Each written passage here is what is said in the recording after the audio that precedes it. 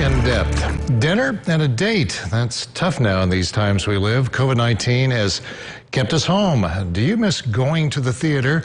And will going to the silver screen ever be quite the same after COVID-19? Joining me tonight, our movie analyst and friend and expert, Jim Hunter. Jim, good to see you tonight. First off, the majority of the summer tentpole films, as you call them, have been moved to November. Tell me about that.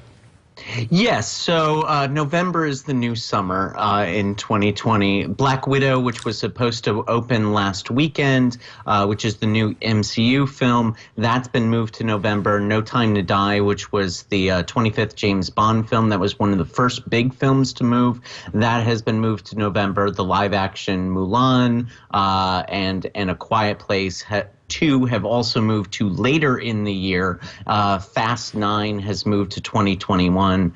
So basically, studios were relatively proactive in the beginning of the COVID-19 crisis, announcing most of these changes relatively early, and it sort of cleared this 2-month window for the lockdowns.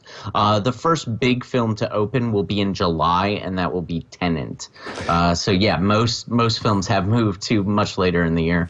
And Jim, studios, though, still value movie theaters. So did some movies end up immediately on streaming services? Because that had really entered the picture before COVID-19 got on the radar.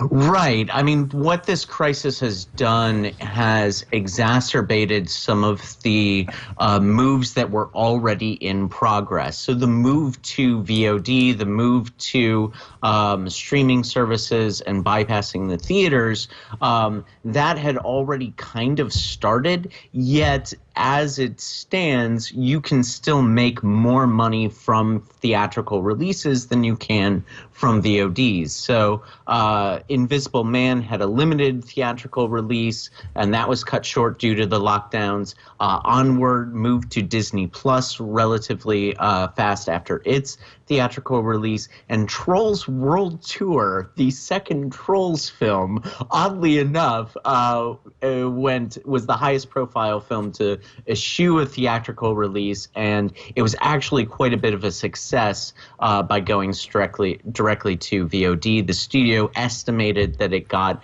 about $80 to $100 million out of Trolls World Tour's VOD release. So much of the things that we've been talking about in previous in-depth segments about the move to streaming, that's been exacerbated by COVID-19. And AMC is in a huge dispute with Universal right now because of some of these releases and what have you.